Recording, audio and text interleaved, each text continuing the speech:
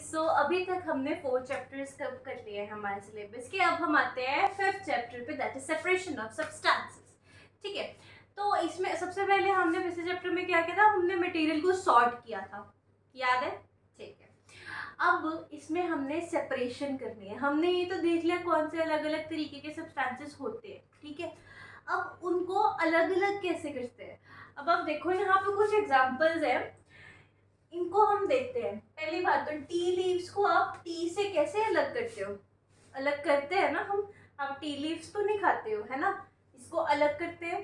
कैसे करते हो आप, निकाल के करते हो या फिर उसको स्टेन करके करते हो, है ना। फिर ग्रेन सेपरेटेड फ्रॉम स्टॉक, ये कैसे करते हैं, ये हम आगे पढ़ेंगे, मैं बताऊंगी आपको। उसके बाद मिल्क और कर्ड कैसे करते हैं, इसकी चर्निंग बटर में बनाते कैसे हैं, मिल्क और कर्ड को उसकी चर्निंग करके बनाते हैं, है ना। फिर उसके बाद दलिया या पोहे में से आप चिलीज या अदरक वगैरह निकाल के रखते हो, खाता तो नहीं है कोई, मैं भी नहीं खाती। चलो, उसके बाद वाटर है, उसमें से अगर आपने सैंड या सॉल्ट मिला लिया, उसको आप सेपरेट कर सकते हो? दिस इज क्वेश्चन, आप नहीं कर सकते हो, ठीक है। ये बाकी सारी चीजें आप सेपरेट कर सकते हो, एंड माइंड यू सारी चीजों को सेपरेट करने के अलग प्रोसीजर्स होते हैं। इसको आप स्टेनिंग से करते हो, इसको आप हार्वेस्टिंग करते हो, हार्वेस्टिंग करके आप इसकी थ्रेशिंग करते हो, ठीक है। और फिर उसके बाद इसको आप उसको प्रॉपरली उसको मिक्सी में या फिर मधानी के साथ उसको प्रॉपरली ऐसे घोट के मिक्स करके और फिर उसका जो बटर निकलेगा, ठीक है, इसको आप हैंड सेपरेशन करोगे और पानी में से ये चीज़ अलग नहीं हो सकती, right?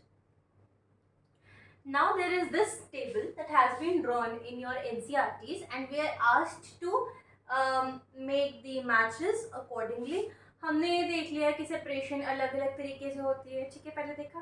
वही चीज़ हमने यहाँ पे करनी है कि ये तीनों चीज़ें हमें एग्जांपल्स दी हुई हैं, ये कौन से प्रोसेस से सेपरेट हो रही हैं वो हमने मैच करना है, और जो सेपरेटेड कंपोनेंट है उसका हम क्या कर रहे हैं, ठीक है। सबसे पहले हम देखते हैं separation of stones from rice. Okay, now tell me what is stone. आप स्टोन यूज करते हो, करते हो? नहीं करते ना। तो स्टोन राइस में क्या होगा, चलो फर्स्ट ऑप्शन देखते हैं हम, separation of two different useful components. Do you think stone is useful for you? No, right? So this is wrong. Then there is removal of non-useful components, ये हो सकता है, ठीक है, नॉन यूजफुल कंपोनेंट है। थर्ड देखते हैं, to remove impurities और हार्मफुल कंपोनेंट्स, राइट। चलो ठीक है, इसमें से हमारी इम्प्योरिटीज को हमने मार्क कर लिया, ठीक है, और इसमें से नॉन यूजफुल को मार्क कर लिया, राइट। अब इसमें से यूजफुल को, ठीक है। अब स्टोन्स डेफिनेटली यूजफुल तो नहीं है, चलो हम बाकी ऑप्शन देखते हैं।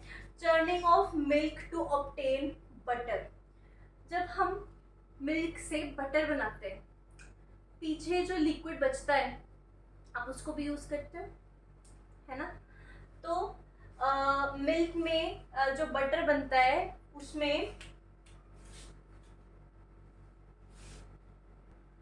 अब जो इसमें आपका बटर बनाते हो तो पीछे जो पानी बचता है आप उसको भी यूज़ करते हो, कभी मैन्योर में या फिर वैसे ही किसी और डिश में, या फिर उसको पीने के लिए भी यूज़ करते हैं, और भी बहुत यूजेस होते हैं उसके, ठीक है। तो ये आपका इसको सूट कर रहा है, राइट, यूजफुल को, ठीक है। Separate tea leaves from T या लिक्विड से, ठीक है।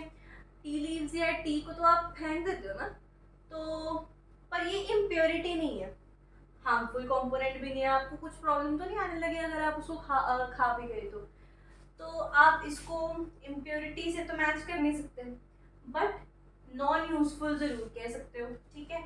तो ये इसका होगा, राइट। यूजफुल में ये आ जाएगा, दैट इज सेकंड, ठीक है। और स्टोन्स जो है वो इम्प्योरिटीज में आ जाएंगे, तो इसमें आपका आ जाएगा फर्स्ट, राइट। उसके बाद आपका सेकंड पार्ट में हमने क्या देखना है कि इसमें से यूजफुल चीजें कौन सी हैं, ठीक है। अब जो फर्स्ट है इसमें सॉलिड कंपोनेंट जो है वो थ्रोन अवे। अब देखो इसमें से सॉलिड कंपोनेंट किसमें थ्रोन अवे होगा? स्टोन्स भी आप निकाल के फेंकोगे और टी के लीव्स भी जो आप निकाल के फेंक सकते हो। We throw away the impurities. Again mark the word, बाकी स्टेटमेंट पूरी सेम है, सिर्फ इम्प्योरिटी। इम्प्योरिटी टी लीव्स आपकी इम्प्योरिटी नहीं है, स्टोन्स इम्प्योरिटी है, तो आप इसको थ्रो अवे कर सकते हो। Then we use both the components. किसको यूज करते हो? चर्निंग ऑफ मिल्क में यूज करते हो आप, ठीक है।